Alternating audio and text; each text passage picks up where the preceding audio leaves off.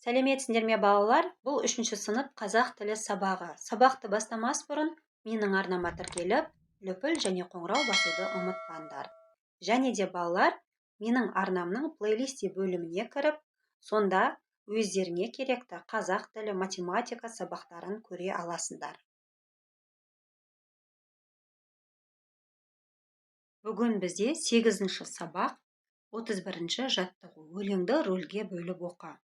Ау, түйе құс, неге сонша сұстысың? Түйемісің, құспысың? Түйе болсаң, құсың не? Ал құс болсаң, түйең не? Бұны қалай түсінем? Бұдан қандай ой түйем? Мен айтайын білмесең, құс ішінде түйедей, бар бойымда түр денем.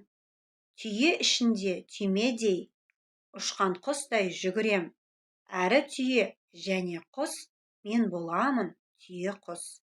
Балалар, бізге тапсырма берілген екен, тапсырмаларды оқиық. Өлеңнің пайымдау бөлігін тауып, көшіріп жаз дейді. Келесі тапсырма: түйе құс неге ұша алмайды? Өз пікіріңді білдір. 31-ші жаттығу бойынша балалар бізге өлеңнің пайымдау бөлігін тауып, көшіріп жаз делінді. Я балалар, ол мына бөлікте екен, яғни түйе құсының жауабы, ой қорытындысы, өзін түсіндіру бөлігі екен.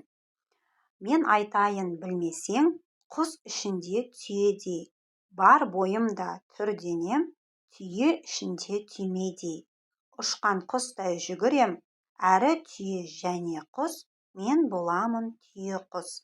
Осы пайымдау бөлігін балалар көшіріп жазып ала қойыңдар дәптерлеріне. Келесі тапсырма балалар, түйе құс неге ұша алмайды? Өз пікіріңді айт деген, балалар. Яғни менің өз пікірім, түйе құс өте ірі құс. Оның денесі ауыр, қанаты кішкентай болғандықтан ауаға көтерілуге жетпейді. Бірақ ол ұша алмаса да, өте жылдам жүгіре алады. Сондықтан табиғат оған қанатпен ұшудың орнына аяқпен жүйрік жүгіру қабілетін берген.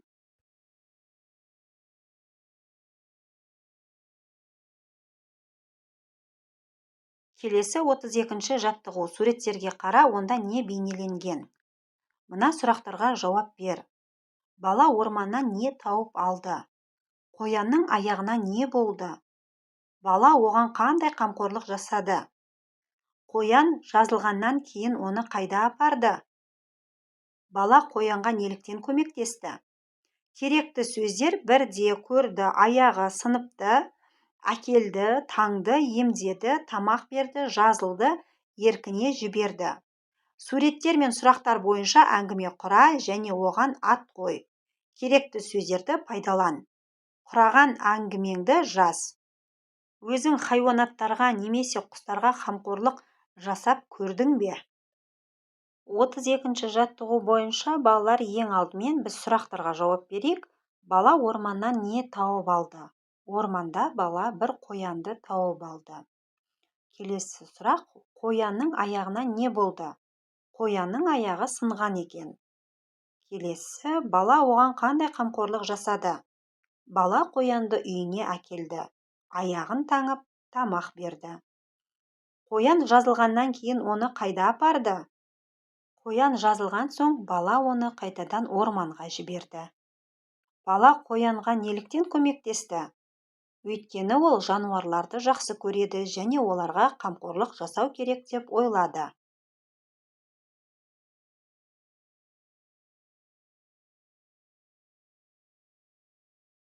Әрмен қарай балалар, 32-ші жаттығудың жалғасы. Суреттер мен сұрақтар бойынша әңгіме құра және оған ат қой. Керекті сөздерді пайдалан. Құраған әңгімеңді жаз дейді балалар. Енді мұнда балалар мәтінге, яғни әңгімеге мейірімді Арман деп қойдым. Енді балалар мәтінді оқиық. Бірде Арман орманда келе жатып, қоянды көріп қалды. Қоянға қараса, аяғы сынған екен. Ол қоянды үйіне әкелді.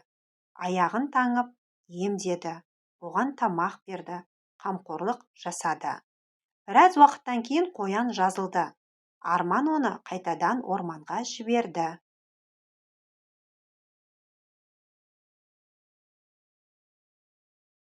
Келесі балалар 33-ші жаттығу. Көп нүктенің орнына тиісті әріпті қойып, жұмбақты көшіріп жаз. Шешуін тап. Қалқиып ұзын құлағы, елеңдеп қорқып тұрады. Бұл балалар жұмбақтың шешуі қоян екен. Көп нүктенің орнына, яғни қалқиып дегенде и әріпті қойдық, ұзын құлағы дегенде ғ әріпін қойып, тиісті әріптерді жаздық балалар. Осымен балалар, бүгінгі сабағымыз аяқталды. Келесі сабақта кездескенше.